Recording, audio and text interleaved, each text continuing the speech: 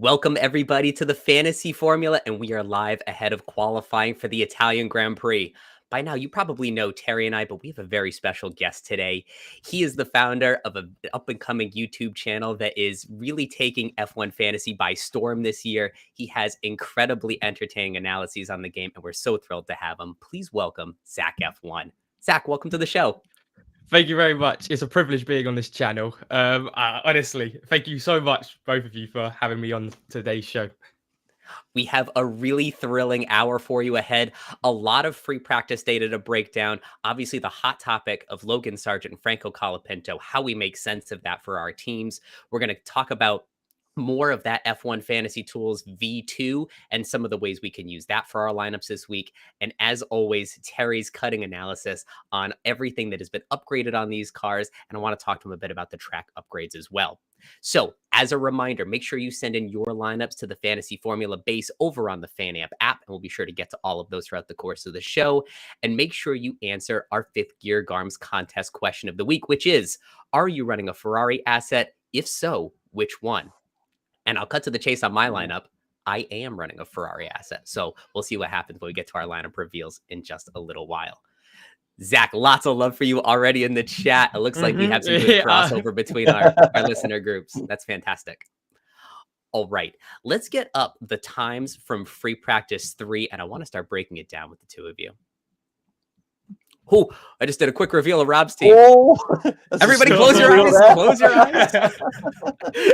All right. As we look at the free practice 3 times, the Mercedes team was 1 and 2 once again, and then alternating for Ferraris and McLarens down from P3 to P6. Terry, what was your take on free practice? And is this a sign that Mercedes are starting to come back into contention this week? Mercedes is definitely in contention. There's a bit of talk about what tyres were on the Ferrari. And when they set those, we're not sure if they're old or new. Seems to be a bit of confusion in the commentary where they're suggesting they may be old Ferrari tyres, which if they are, that puts them well and truly in the mix as well. So I think Mercedes, they've definitely dialed in. We know they're experimenting with the floors yesterday. Obviously, didn't get a lot of data from FP1 after what happened with Kimi, but they've obviously found something again in this car which works, and they've been on it for all weekend. I'm still expecting a bit more from McLaren, if I'm honest. I feel they've got a bit in reserve, but Ferrari are definitely going to be in play at least this weekend. That's for sure, looking at it. And Zach, Ferrari's definitely the big subject this week, bringing a big upgrade package. They're at their home race. How do you see their prospects, especially in light of some of this free practice data? Honestly, I think it's amazing because since about Canada, it's always been about Mercedes, bringing them into your team. It's always been McLaren and Mercedes. And I just love now having this, we have to know for certain which team we're going for, Ferrari or Mercedes. And I think for me, I'm definitely swaying more to Ferrari, but it is going to be so close. I mean, I remember hearing Toto after FP3 saying the optimal times, everyone was so close to each other. And it said apparently Piastri would have been the fastest with his optimal time. But honestly, it's going to be so close between McLaren, Mercedes and Ferrari. I'm loving it.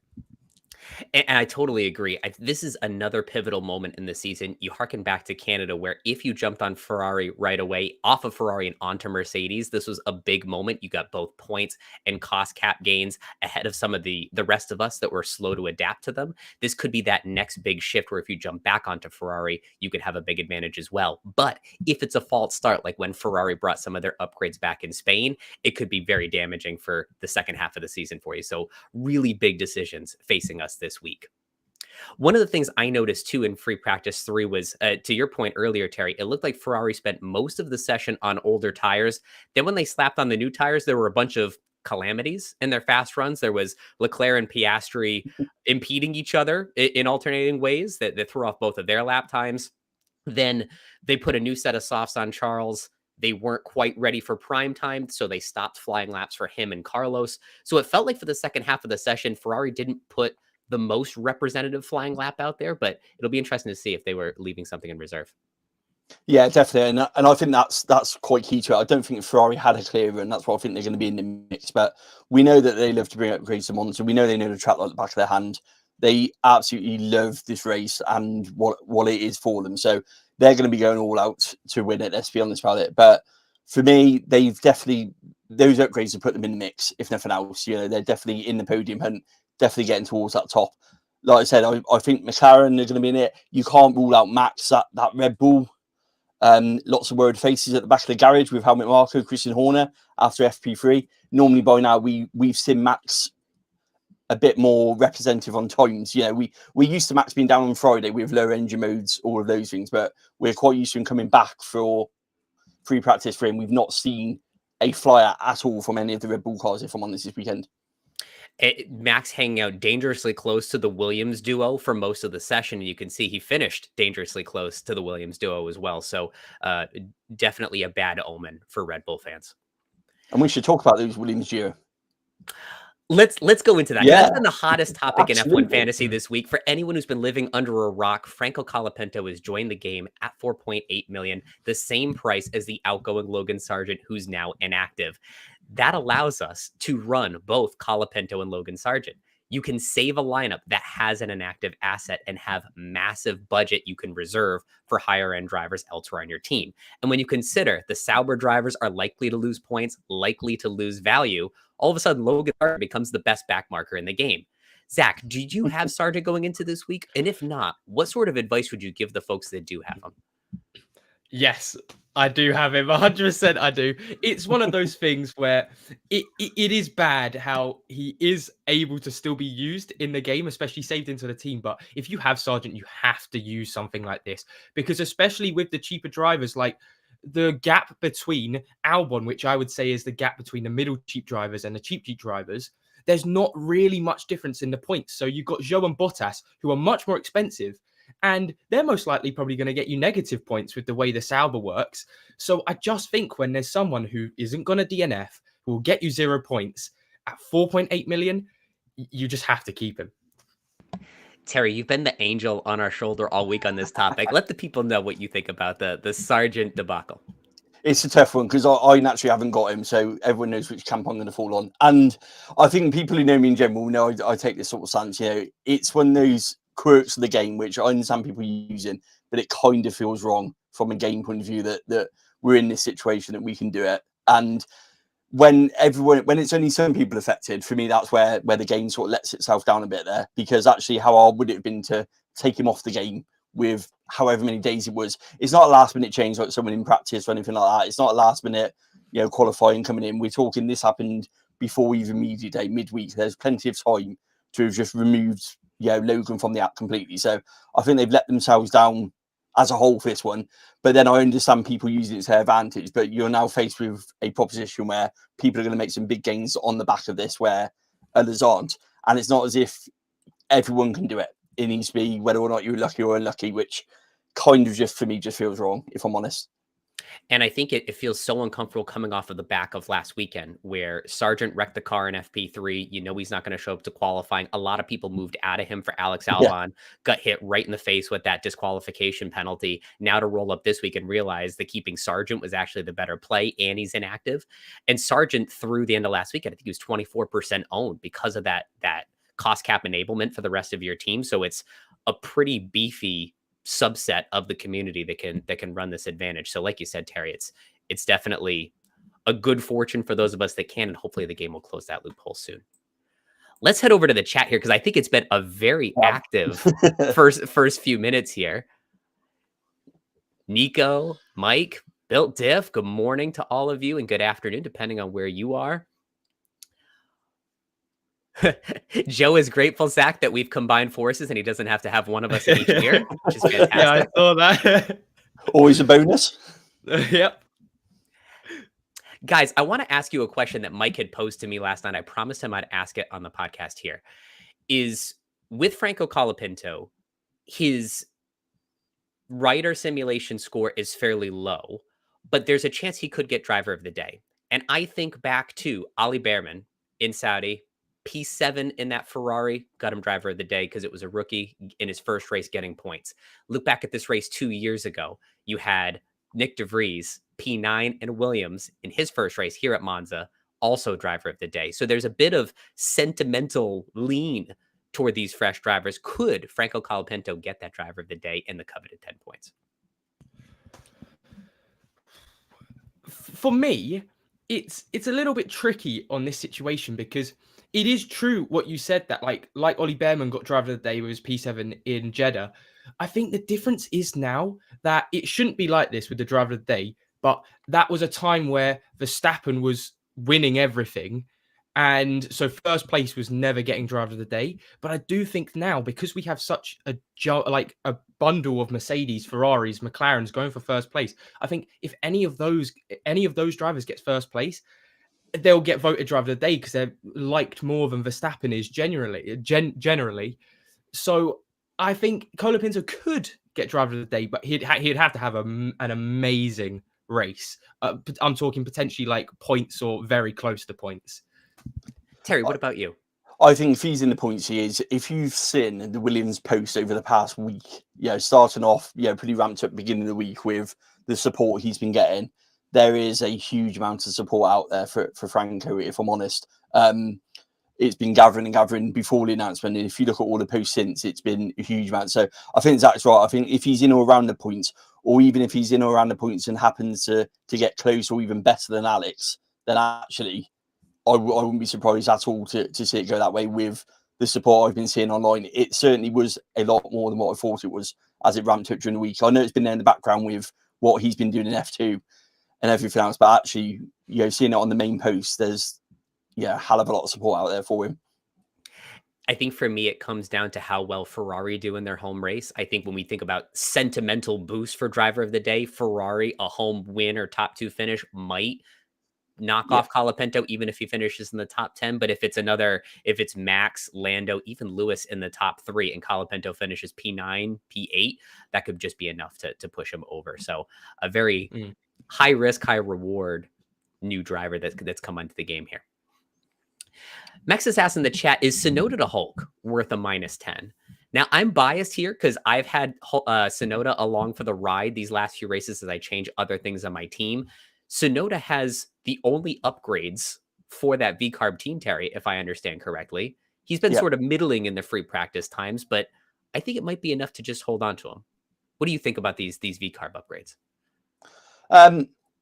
A bit like Ferrari, they obviously want to do well in what's their home Grand Prix. I think that Yuki tends to go quite well around here anyway. There's obviously a lot of track time they get around these sort of tracks, Imola, sort of Monza with other things. So I wouldn't rule them out. I think that Haas for me is still lacks that bit of speed still. I know Hulkenberg was better, but again, they've got some upgrades on it, but they seem to have lost their way a bit. I think past few races we would talk about Haas as being this big, big contender, middle of the pack for the start of the season. They seem to have gone off the ball a bit just before the summer break.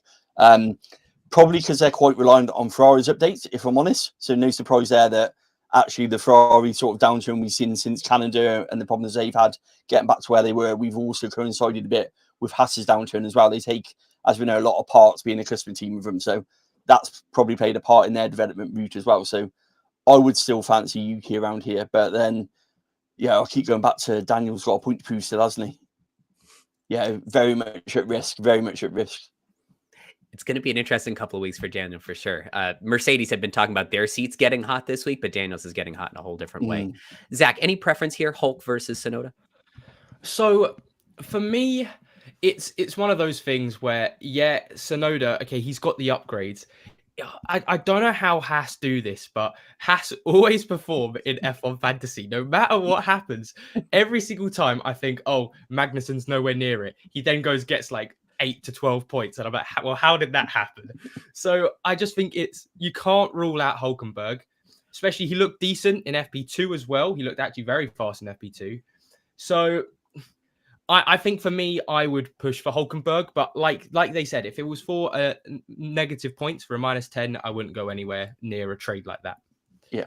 It's another week last week where Rob and I both said we don't necessarily need the Haas drivers, not a big overtake circuit, and somehow they both ended up with a 0.5 million up pricing.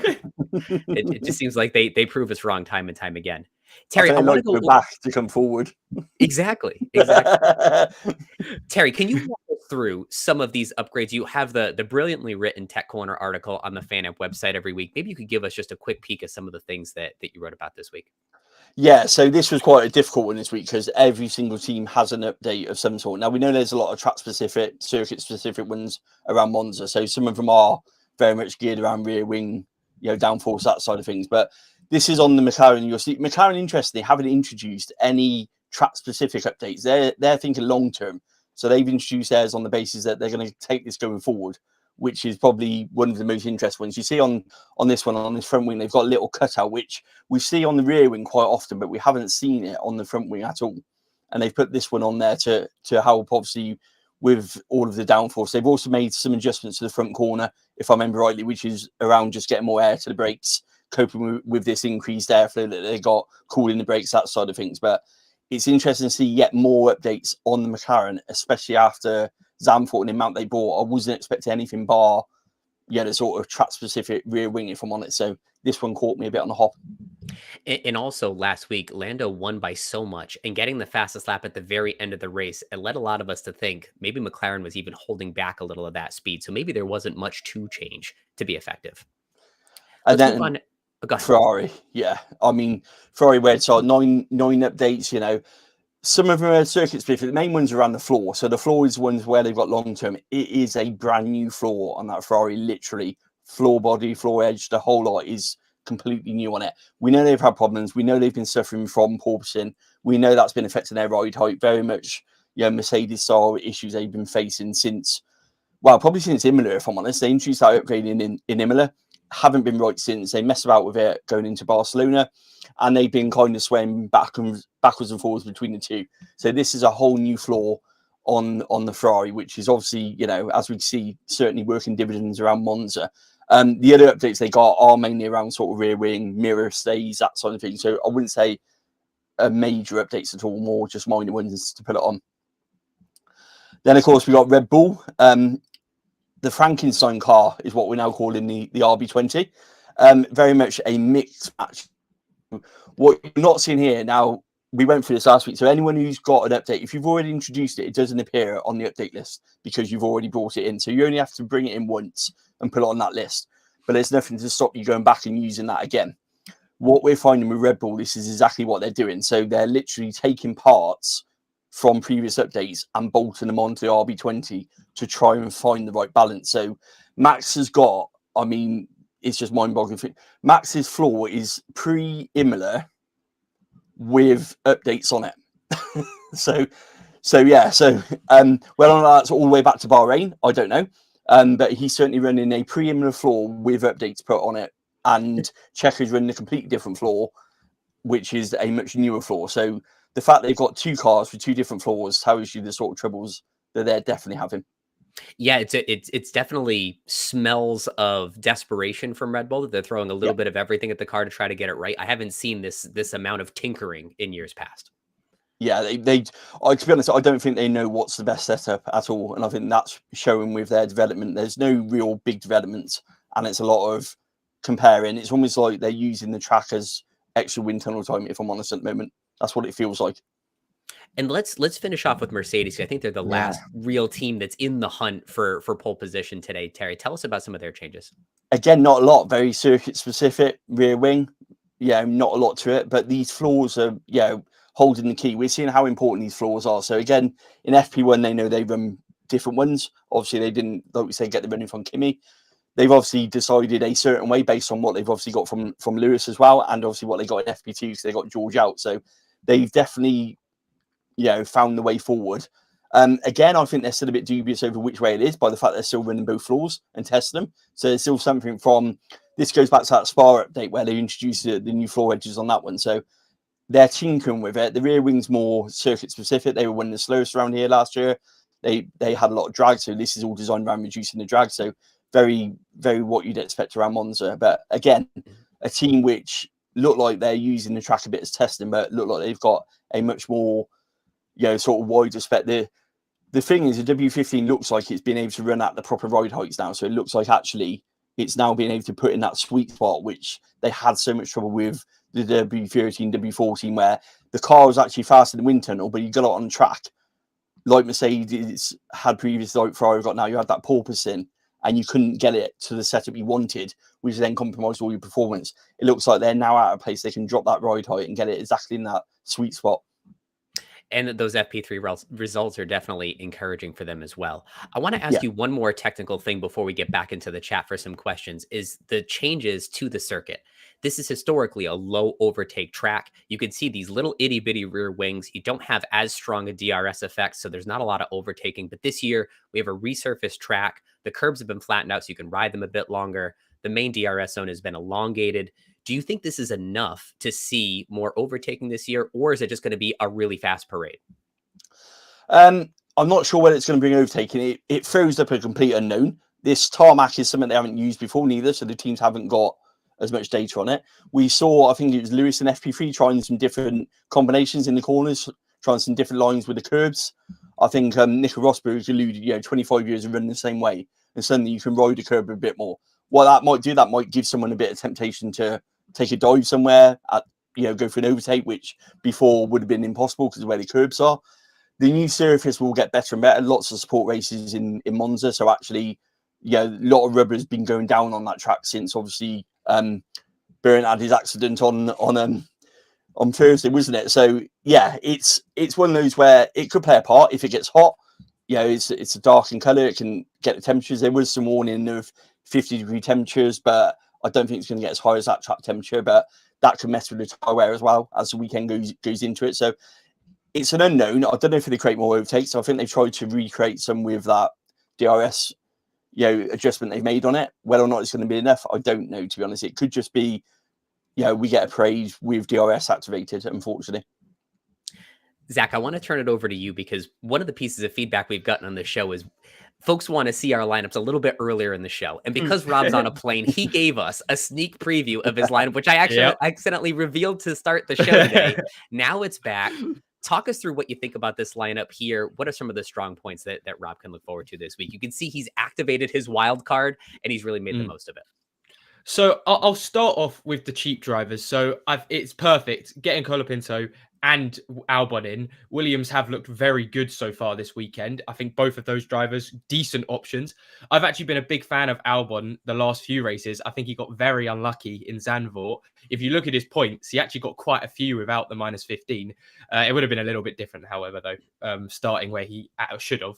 But so I think Albon, great option. Colapinto, good option. A little bit worried about the Zhou. But understood. I'm assuming it's because you'd have to take out a -10 to do it. So you sort of just got to stick with him, or he didn't have Sargent. I believe it's because he didn't have Sargent. But with the premium drivers, Lando Norris, I think that's the safe option to ×2 with the McLaren. I don't know if this is the right option at the minute, just because of how Ferrari and Mercedes have been looking. And then Sainz, I think Sainz is okay. I would have gone with Leclerc, but overall, having one McLaren driver asset, a Ferrari driver asset, and then McLaren and Ferrari, it's a good team, and I expect them to score a lot of points. And I think that what you just highlighted, Zach, is the difference between those of us that have the Sargent loophole versus those that don't. If Rob had Sargent, he would have had, let's say, triple Williams, which is an unthinkable thing to say out loud, but he would have had enough budget to go from Sainz to Leclerc, which is probably where his heart was at with this too. So the difference between the haves and the have-nots here is part of why some strategists are as frustrated as we've seen. All right, let's head back to the chat because I think there's a lot of activity going on here. Let's see. Alligator wants to know, what's the outlook for the races ahead and thoughts on Baku and Singapore? So for me, you're going to see I'm also going with Lando in my 2X spot because even if he's not the best driver for this race, I want to try to stabilize my team to a point where Lando is most likely the 2X driver for most races. And I think, Zach, you highlighted this in your recap after free practice last night, that Lando, for the most part, is as solid a foundation as you can have. Because I keep taking -10s here and there. So I like having McLaren as much as possible because they'll probably be strong in most places. What do you think about the upcoming races? For me, I think, again, Baku normally is for Ferrari. So it's another track where if you're thinking into the future, not just this weekend, Ferrari seem like the way to go.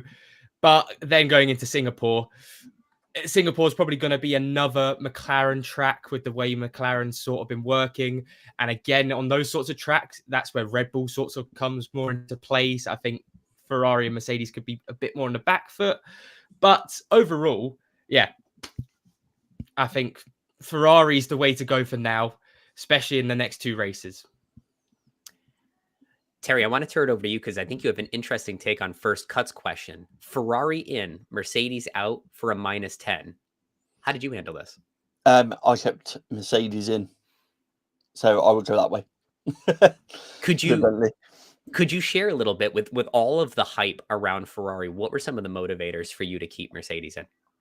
I just think with both the drivers they got and the performance they got, I kind of expect Mercedes to just bank more points. I think one of the Ferraris will come good. I'm not convinced both of them will, because their compromise around here. I think with it being Monza, I think they prioritise whichever drives the lead strategy, that side of things. So I fancy just Mercedes just scoring more points than what Ferrari do. I think Ferrari will go well around here, but I think one of them will. Question from Duncan in the chat is, do we know if Sargent will receive negative points or a DNS or anything? I'm tempted to say no, because we have this example from earlier this season where folks accidentally left Ali Behrman on their team past Jeddah, and he just scored a 0 for subsequent weeks. And I think because he doesn't participate in free practice, he's not expected to show up for qualifying. And then, as we've mentioned previously, the starting grid is published roughly 4 hours before the formation lap. And if you're not on that, you're not expected to have a result. So I don't think you'll get any negative points for this. So I'm as comfortable as I could be with running Sargent without any fear of repercussions for it. Cool. Do you think we should do some lineups looking at that chat? I think they're itching for some lineups in the chat. Itching for some lineups. Let's do it. I think they're itching for some lineups. I've seen a few in there. All right. I'm gonna zoom in a little bit because Mike has given us 3. So his options are triple McLaren on the left, Lando Charles with Mercedes in the middle, and then Lando Lewis with Ferrari on the right. Now, Mike, I'd say if you were to go with the first team, switching up that 2X to Lando, that might have just been you throwing some spaghetti at the wall in the first one, but I would definitely move the 2X. I think let me know if you disagree. I think we're a bit split on this because Zach and I are probably leaning toward one of the ends, but Terry, you leaning more toward the middle. Is that right? Yeah, I think so. I think, I would have personally, with my team, I would have moved for Charles if I could have afforded him, but I couldn't. I fell into the same situation as Rob did, so I made a move for Carlos on that one. There's a sneaky teaser there. But yeah, I think I would have gone for more in the middle one. Like I say, I just feel that when Ferrari do well, the odds of both Ferraris doing well, just based on history, strategy, and just Ferrari. Let's be honest about it. Kind of worry me. Kind of worry me. And this is a good reminder of our contest question. If you haven't entered already, let us know if you're running a Ferrari asset this week, and if so, which one. Looks like Mike is locked in for a Ferrari no matter what. And Terry, you've the few times that we've disagreed these last few weeks, particularly around Verstappen and Ferrari, you've been right. So if we disagree here, Mike, I would go with Terry in the middle. He's on a roll. All right. Carlos wants to know, we have option 1 with no negative. So I think it's basically just hinging if Colapinto finds himself off at Parabolica like so many were in FP1, and then an option with Max and RB for option 2, and then it looks like what we had run mostly in the last few weeks with McLaren and Mercedes on the end here. For me, I'd lean toward option 1, no chip. Zach, what do you think? I was going to say the exact same thing. I 100% disagree with the using of a chip. I don't think there's any need to use a chip around Monza for now. But yeah, 100%. Russell isn't a bad option. I'm seeing an option 3. It's just we've seen Hamilton normally steps up a bit more in the last few races. And then option 2, the V-carb as a constructor, that's just too much of a push down. So I 100%. It's a safe option. Option 1, both McLarens, well, triple McLaren and Ferrari. That's probably the one I'd go for. And I'd switch that 2X. Similar advice that we gave Mike. Make sure that Lando has the 2X chip. Yeah. All right. This next team, Faint. Okay, I'll read these out in case you can't see some of the detail here. Option 1 in the top is Oscar Lewis, McLaren, Mercedes. Option 2, Oscar Lando, Mercedes, Ferrari. Option 3 is similar, but Magnussen versus Hulkenberg, I think. And then option 4 is Ferrari, Mercedes with Piastri, Sainz, George Russell. Look at that team. Ooh. I hadn't even considered this last one until I saw it here. I really like the look at that last one just for a differential team. I mean, that's hedging it all over the place, isn't it? You're bound to get somebody on the podium with that. Yeah, well, I was going to say, laws of average on that last one, I think, if nothing else, I think Zach makes a great point here. If you're behind, if you're looking for a differential that's pretty safe, that has huge cost cap upside here, that last team is very, very tempting. If you want to have just a very steady lineup, something that a lot of other teams are going to cover off, I would say this top right one that here. triple McLaren one is going to get you some good points. And then if you're between Hülkenberg and Magnussen, I suppose Magnussen's been consistent. He's on this streak of consecutive price gains that Rob had highlighted on our weekly show. So maybe I'd lean toward him, but it's very close. This is another case. Someone started the week with Piastri in the 2X instead of Lando. People, move your 2X to Lando. All right. Arcon wants to also has 4 options. You can see everybody is just trying to get a piece of these 4 teams: Piastri, Russell, Mercedes, McLaren, Leclerc, Norris, Ferrari, McLaren. Ooh, that's lovely. Piastri, Leclerc, Ferrari, McLaren, and then triple McLaren with Ferrari. For me, that's a definite option 2 there. The cheap drivers are horrible, but just the upside of Leclerc and Norris both in your team, for me, that's the best option right there. Yeah, I would say those are the 1 and 2 best odds for driver of the day as well. I know it comes with some pain, but I like option 2 as well. Sim on the pace and sim lineup all over the place. Going full Dr. Seuss this morning. Lando and Russell in the top left. Let's see. Oh, I got to zoom in for this one. Lando, Russell. It looks like we got some options between Albon and Yuki over here. Look at this. Lando with Lewis, but it could be Piastri and Leclerc up here. And then Lando and Lewis with Piastri and Leclerc up here. Okay. I feel like we're in a Ferrari strategy meeting. Yes, exactly. Plan Q. Plan Q. Yeah. All right. So my eyes went down to this one where you're running basically triple Williams with Lando and potentially Charles Leclerc with the good constructors there. I would tend to avoid George Russell considering some of these other options you have. Guys, weigh in if you see anything else that jumps out to you, though. For me, it's just the -10 is just screaming at me on that option 3. And that's the only issue with that.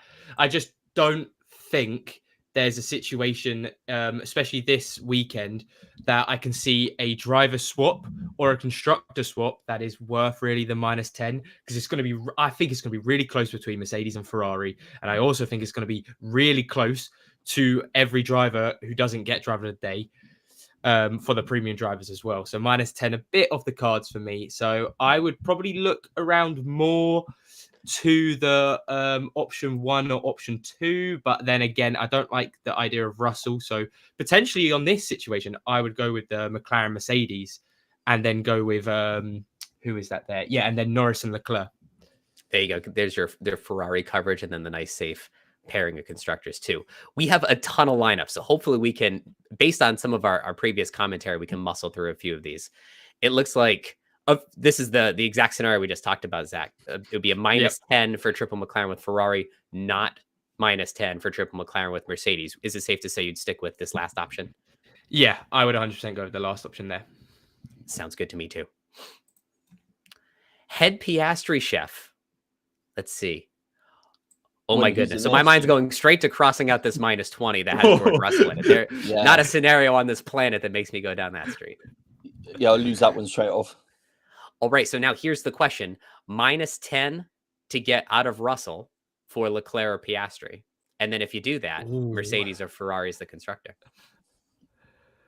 Now, seeing that, I might just go back on instantly what I just said about the -10, because if I did not think about having Piastri and Russell as your premium drivers, and I think you can't have Piastri and Russell, both of them I wouldn't put as 2 times drivers. So in this scenario, and only if you have a scenario where you have Piastri and Russell, I would probably swap and do the -10. But it's a shame you'd have to do that. But then I'd go for the bottom left option. This is a fair point. So that's the inflection point here. If you're just between Ferrari and Mercedes for a -10, maybe don't do it. But if it's Ferrari versus Mercedes and Russell versus Piastri, then that turns the tide toward taking the penalty. All right. Jake. Oh my goodness, he had Haas previously. Jake, at all costs, get out of that. Well, yeah. -10 well spent for the team on the right. I took a -20 to get it out of that. Yeah, I think that's a no-brainer. All right. Merc to Ferrari 2025. That describes my fandom as a Lewis fan. Let's see. Hamilton Piastri to Hamilton Leclerc. All other things being roughly the same. I'm fine with that. Any thoughts against that? Ooh. Option 3 for me is, the one to go for there. I think, especially with where Piastri is, I think it's better to go for the risky move of going for Hamilton and Ferrari, as both of them could put a fight for P1, but Piastri I'm not too sure about. And it's a safe enough team. You have a good shot at driver of the day with Hamilton and Leclerc. You can get out of it easily for Baku if you want to get back into more McLaren coverage without taking any penalties. Yeah. All right. Caroline has this team with Lando, Russell, 3 back markers, McLaren, Mercedes. It's perfectly fine if you want to go that way. You have a little bit of, let's see, I'm going to zoom in on this. You have a little bit of money in reserve there. I think you might be able to go up from Russell. That's a situation where if you could go up from Russell, even just to Sainz, I think I would. Yeah, since I think Sainz is when you can go up from, isn't it? Looking at that, possibly. Actually, we can figure this out right now. Well, you're doing that. So Ferrari or Mercedes? Ferrari. Sainz is 22.9. I'm saying with Mercedes, like I said, but I think Ferrari could be in the mix. But I'm not sure. I'd certainly take any minus to move out of Ferrari, Mercedes. That's My morning math says I think you're just shy of Sainz here, unless you went down to Zhou here. So, maybe hold station with that team. At least with that team, they had the 2 times, which should be okay for them. All right. This team, look at what we have here. Triple Ferrari, double Mercedes, double Williams. What a world we live in. Ooh. Wild card to triple premium. So I think that means... Oh, okay. So... Wow, how much money do they have in their team? I would say this is a really stunning lineup for this week, but you're going to show up to Baku very out of sorts. Wild card already in the toilet, and then you're going to try to claw your way back to McLaren. I would say maybe hedge a little bit based on what your team looks like now. Be great for 1 week, wouldn't it? The cost cap gain of all these tier B assets. Yep. With Colapinto's upside. Tremendous. All right. We have our friend Joe. How much money do they have in the 0.5? So then you'd have to go down out of Hulkenberg, I think, to upgrade Russell. Yeah, you have to take when the Sauber drivers, don't you, to swap them Russell for Sainz. Yeesh. I think in that situation, I would just stick with what you have. Potentially, I don't know if they have 2 transfers or 3 transfers, but I'd just stick it out, get 3 transfers for next week and see what's happening. I agree. Yeah, you have your Ferrari coverage down here, so I think it's safe enough. BZ, another friend of the show, is running autopilot. You have the Sargent loophole, Russell, Piastri, Ferrari, McLaren. Couple of questions in the chat about autopilot. If you're running like Lando, Russell, Oscar, whether or not to use autopilot, I think I saw in there. 'Tis the season where if you have 2 premium drivers on your team, it's just and everybody's so jumbled at the top, it's totally fine to use autopilot. I used it last week between Lewis and Piastri and got exactly 2 points out of my autopilot. So that was a clunker. I guess, especially with the chips as well, especially autopilot, it depends what sort of situation you're in, because let's say you have most of your chips left, there's not enough sprint race weekends to go around, then it'd be safe to do something like this. But I always think it's best to push to try save most of your chips for sprint race weekends. That's well said, Zach. If you have a lot of chips and there's only 3 sprints left, it is a smoke them if you got them situation, especially if you have one rainy sprint weekend, then you have to defer everything out a week. It becomes a bit of a mess. But if you're down to just, a chip or two, perhaps holding them.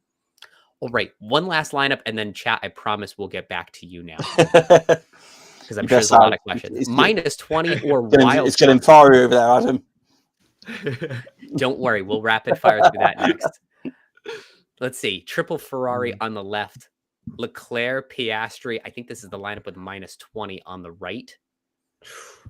Or wild card. I would say if you still have your wild card, this would be the week to run this team. And then wild card your way all the way into McLaren and Mercedes for Baku. Yeah. That'd be my first stab at it. That could be a very good move. Yeah. Hold that wild card. All right. I'm going to put up the team calculator from F1 Fantasy Tools up here just as a frame of reference while we fire away some questions at the chat because we have a lot to catch up on. Whew. What's that one I saw from Marcos? Hassel Williams. I'll go for Williams this weekend. Yes. Definitely. Hope that one answered that one very quickly. Hopefully you're considering that in terms of tier C assets and not a constructor because not a scenario where Williams should be considered as a constructor. Yeah, if you ask about constructor, that's a completely different ball game. Leclerc, Piastri, or Hamilton, I think we've been in unison that probably Leclerc, but they're all right up there, so it's not a terribly firm answer. My only concern with running Piastri is will McLaren try to invoke some team orders somewhere? That's my only concern with running Piastri. If Lando happens to be close by and, with where he is in the championship, if Max is struggling, that's probably my only sort of caveat at the moment to running Piastri. He could be the victim of some team orders somewhere if you're using just him as an asset. 100%. Terry, there are multiple requests in the chat for your lineup. Could you give us, if you have it ready, a quick reveal? Is that because I always go for Max? And it is. You always go for Max, and it's turned out quite well for you these last few weeks. Have you stuck with them? No. So there's a bombshell. I have booted Max to the curb and Red Bull finally. So I've got Lando. I've made sure that he's got obviously my DRS boost on him. Carlos. I've got the 2 Sauber drivers, unfortunately, because of the cost cap, because I don't have Logan. Then I've got Franco, and then I've actually got Mercedes and McLaren. So I have taken the minus 10 for that one. But I think it's worth it. So I've covered off Ferrari by having Carlos in there, so I feel one of those will go.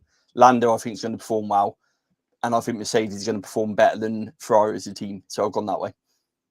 Zach, do you need more time to set your lineup, or do you have something locked in your mind? Mine's ready to go, yeah. And I know a few people will not be too happy with my lineup because I am being naughty with it. I am. But premium drivers, I have gone for Lando Norris 2 times with Charles Leclerc, triple Williams, so Albon, inactive Sargent, and Colapinto with McLaren and Ferrari. I know there's going to be a few people not liking that, but when there's an exploit like that and you have a chance to do it, it's unfair, but you have to when you're in that position. Welcome to the dark side, Zach. And I just locked in my team. I will get this up on screen here. Oh, look, it's me. That was a bit freaky. I have also elected for the Sargent loophole. Yuki basically along for the ride. This isn't a huge endorsement for Yuki because he really let me down last week, but triple McLaren with Ferrari. I need to stop taking minus 10s. I've taken another one this week. So this is a lineup that might dig me a little bit this week, but I think once we get back to Baku, I can start building back up to 3 free transfers and get to a solid. You've got against Mercedes a voice, Adam. We've been through this before. Part of this is me being a Mercedes fan and not over indexing in my team and being hurt in both places. I'll wait for that message tomorrow to go. Should have gone with Mercedes. It'll happen. I'd rather they do well on track and me take the beating in fantasy than the other way around. That's fine. All right. Where do we even go back to the chat? So many comments and questions here. I've seen a message from George's, I believe it is, asking 2 times Leclerc or Norris. Now, Norris. I think that's a great question because, I would go Norris, but it's one of those situations where, say you really need like a push to get back into like the top standings of the global leagues or whatever league you're in. it could be worth doing it if you want to play differential and you really want to risk it. It's not something I would do, but if you have like nothing else to lose, I'd say think about it.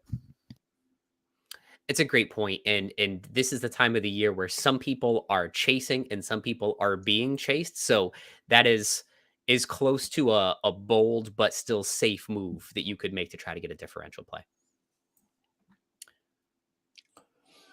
I keep seeing that one. Is that Mercedes seats heating up as in they're heated up, not who's filling them? I've seen that comment a couple of times. I think there's just something they're just trying to sort out there. I think there's something to do with the electrics there. They're running a bit warm in places. That is a risk to Mercedes in terms of heating. We know that they don't like warm tracks. So I suppose that's probably something to watch out for. As a caveat to me choosing them. It's not they don't run very well in the heat this season. It seems to be a problem. So we'll have to wait and see whether or not that's a major problem, whether or not it's just something which they've got the heated seats on too much. Zach, Hakan wanted to know which constructors you're running. Oh, McLaren and Ferrari. So I've jumped on the Ferrari bandwagon. Hopefully it doesn't screw me over, but we'll see. Because last time a decision like this happened, Canada happened, and that morning after was horrible. It's definitely the F1 fantasy hangover for sure. Yeah. That's a good reminder. We have 5 minutes left on our contest question. Do let us know if you're running a Ferrari asset or not. Yannick wants to know Leclerc or Piastri. Well, give me Leclerc in that scenario. Yeah. I'd go for the same, yeah. Would you wildcard just to swap constructors? Mercedes? No. I wouldn't. No, I'd keep wildcard for Mercedes to Ferrari. I'd keep Mercedes, definitely. Lewis wants to know -10 to go from Gasly to Albon. Albon's good, but I think the upside's not quite 10 points worth for me. Gasly was P9 last week. He won his first ever F1 race at this circuit, so I don't think Gasly's that bad this week. The danger of Williams is they're going to stay quite stagnant. They'll qualify in that sort of middle and stay in that middle, I think. So in terms of picking up points from overtakes, that side of thing, I don't think they're gonna gain from that. I think if anything, it'd be a strategy where they qualify high and hold on to it through strategy rather than overtakes and more speed. So in that, I'm not thinking it's worth swapping over for that one. Well said, Terry. Yeah, especially if these track changes don't generate those overtakes. Yeah. You qualify P9, you move up to P8, you're looking at, 3 or 4 points on the week, so it's not enough for the penalty. And I think with a one-stop strategy, I can't see much change on that one. Do you know what I mean? In terms of mixing it up, there's not a lot of calls on strategy you can make to bar the obvious undercut on it, which most to cover off. So, Terry, have you answered this question about Magnussen stopping on track at the end of FP3? Is there any bad news for him? I've not seen any issues for anybody, to be honest. The only things that I'm seeing is the stewards have rolled over quite a few of the blocking calls that were made. So they're doing it after qualifying, but they're in practice, so they're normally financial penalties to the team anyway. So I think Checo's got one, and I think I might have saw Franco's got one, where the stewards have said they're not going to investigate it till after qualifying. But they don't normally, in practice, they don't normally result in anything in terms of penalties for the drivers, normally to the team. So I'm not seeing anything. I think Magnussen's might have just been on a system problem or even run out of fuel. I don't think it's major. I'm not seeing any sort of panic in Haas's garage at the moment. All right, guys, let's do some lightning round. Zach, I've got a question for you from a Zach. Bottas, Hamilton, Piastri, 4, Colapinto, Norris, Leclerc, and a -10. Not if it's for a -10 for me. It's just there's not enough for me there, especially if there's a -10. Potentially if you weren't taking a -10, but yeah. They're all going to be jumbled right at the top, I think. Jeremy wants to know -10 for Bottas to Hulkenberg. He stinks. Bottas, they're going to be firmly at the bottom, but as long as he finishes the race, I don't think 10's going to get you there. Yeah, I'm not sure it's worth the minus on it. I'd like to say for any of the cheap drivers, because I'm seeing that quite a bit in the chat, I wouldn't take a -10 on any changes on the cheap drivers, because normally the cheap drivers themselves don't even score more than 10 points. So there's never really a positive to doing that. Juan Pablo, you wanted to know why not Leclerc for Piastri in my lineup. I like Leclerc more than Piastri. I just ran out of free transfers because I had to get all the way out of Mercedes I had Lewis, the Mercedes constructor. See, I if you had listened, you could have done that. one other midfield driver. So then I found myself out 3 transfers, already taking a -10. I said Piastri and Leclerc. I'm just going to have to take the Leclerc coverage in the constructor. But had I called Terry sooner, I would have left Mercedes in, maybe made the switch to Leclerc, taking the -10 for that. Simon Bottas or Joe, I don't think it makes that much difference around here, if I'm honest. I think they're both going to be as bad as each other. Figo wants to know, autopilot a good choice if I have Norris and Leclerc? It's getting warmer for me. It's an okay option. It's just it's one of those things. I have such FOMO if I go to a sprint race weekend and I don't have a chip to use there, and I'm sure it'd be the same if you did end up using your chips now. So you have to be 100% certain you're going to do it. And at a race like this, where I would be at most 50-50, if I was in a position like that, I don't think it pushes enough to autopilot. Ooh. Yuki or Gasly? Oh. Sort of a coin flip for me. Gasly is the hotter driver at the moment with some of his recent form. Sonoda has the upgrades, home circuit for formerly AlphaTauri. So potentially there's some buzz there, but a coin flip for me, maybe leaning slightly toward Gasly. Yeah, I think they're just going to struggle with their engine around here, aren't they? It's not a happy hunting ground for Alpine, is it? Traditionally. No. So Anna Paulo says, thoughts on Norris, Piastri, Sonoda, Colapinto, Gasly, Mercedes, McLaren? Perfectly fine. Triple McLaren, solid midfield, get a piece of Colapinto. It's good. And I'd like to say as well, especially on teams that are keeping Mercedes, I remember at the start of the week, I mentioned that I thought Ferrari potentially could be a differential. I think with the way things are going, Mercedes probably most likely could end up being the differential this week. So for anyone who does keep Mercedes and it goes well for you, expect a lot of returns. It's well said. Zuera wants to know, is the next track better for Ferrari or Mercedes? Terry, I'll defer to you, but my initial thought is depends. Are these Ferrari upgrades meaningful and moving them ahead, or are these Spain upgrades? I think that's part of it. Absolutely. I mean, I wouldn't be surprised if Ferrari brought a Monza upgrade just for Monza to try and win Monza. It would be a very Ferrari-esque thing to do, if I'm honest.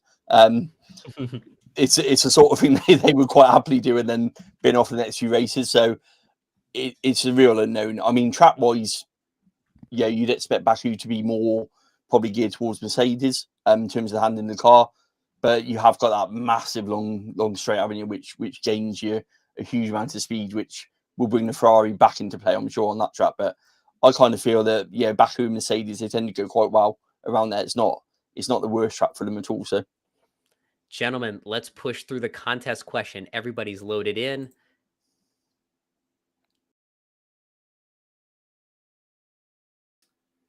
I think this is a new winner.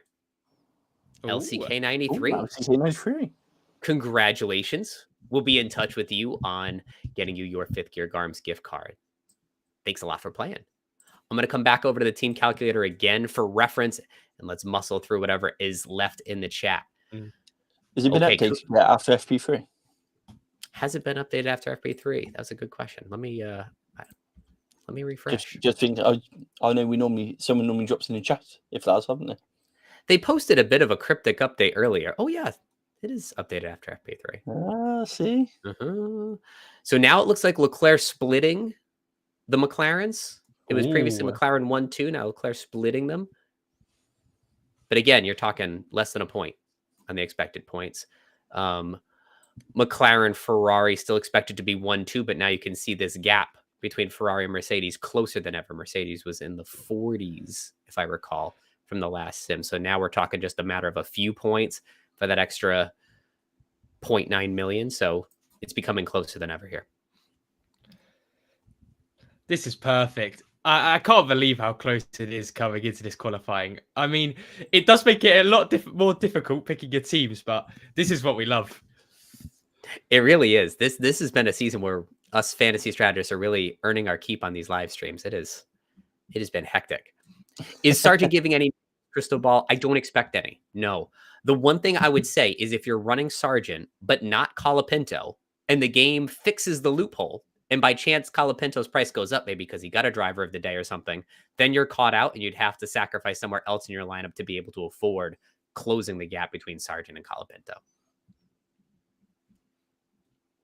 I'm not sure. I'd take a -10 for Leclerc to Piastri. Just answering that one very quickly. I'm not sure it's worth the minus. And you can see from the expected points here, they're not 10 points apart, and it's a decision I made to not take the -10 for Leclerc Piastri. I see a message from Kuka. Hash drivers versus Gasly or Tsunoda. I think for me, it's the Hash drivers. Yeah. Just for the reason you said, they seem to prove us wrong, no matter how out of sorts they look. On track, it looks the most stupidest move ever, but in fantasy Formula 1, it just seems to work. So, yeah. If there was a fantasy Formula Constructors Championship, I think Haas would get it this season. They've been fantastic. That's what I mean, yeah. Crystal Ball, this is a big question here. Keep Sargent or move to Zhou? Keep Sargent. Enjoy the loophole. 100%. Yeah. I mean, I would say move it just because I'm sulking because I haven't got Sargent because I moved him out. Fair play. It's a question in the chat. Best driver under 11.7. So then you're basically between Hülkenberg, RB, and Albon. For me, it's definitely Hülkenberg. Yeah. I'm fine with that. No fight here. Yeah. Oh, I've convinced Joe. That could go either way next week and the next time we're on the chat, couldn't it? If Joe brings a pitchfork to the Baku stream, we know what happened. I'm seeing a lot in the chat, Albon or Tsunoda. And for me, I think they're on pretty similar levels coming into this weekend. It's just one of those things where Tsunoda's a lot more expensive. I think it's about 2.1 million more than Albon. So in that case, if you picked Albon, it'd probably help you get a better premium driver. And that's sort of why I'd go for Albon instead of Tsunoda. That makes plenty of sense to me. Akshay, -10 for Russell to Leclerc. Are they that close? Are they that far away? Let's see. Russell at 21.4, Leclerc at 25.6. I'd be tempted to just let it roll, but if you have a good feeling that he could get driver of the day in a top 3 finish, I wouldn't fault you for it either. A lot of Ferrari buzz. Gentlemen, we have just 2 minutes left until the start of qualifying. Any final thoughts? No, I just think it's exciting to see, isn't it? You know, going into these weekends, previously we know where the car dominance has been and the dominant driver, haven't we? Whereas actually now, it's really nice to have a mix-up with it all, to be honest. Yeah, strap in. This is going to be such a big week. This is a race we've had 4 DNFs 2 years ago, 5 DNFs the year before that. So could be just a war of attrition, particularly with the hot temperatures on the track. Mercedes complaining of heat under their seats. A rookie driver making his F1 debut. Parabolica eating cars alive in FP1. There's a lot of ways that we could be lamenting -20 penalties this time next week. Zach, any final thoughts for you? For me, it's mainly just, first of all, everyone have fun. F1 Fantasy is going to be fun. But qualifying is going to be great, 100%. But I think it's all about the race. Yeah, because we've seen a lot of the practice debriefs. It said McLaren's got the race pace. So I do see a scenario where there's Ferrari and Mercedes ahead of McLaren's, but they look better in the race. And actually, it's a three-way battle in the race. So if it looks a little bit worse for you after qualifying, don't worry too much. There's a long weekend ahead of us. And I'm very excited for it. Well said. Zach and Terry, thanks so much for joining me today. Rob will be back in the hot seat as we prepare for Baku in 2 weeks. And thank all of you for watching. We'll see you soon and enjoy the race.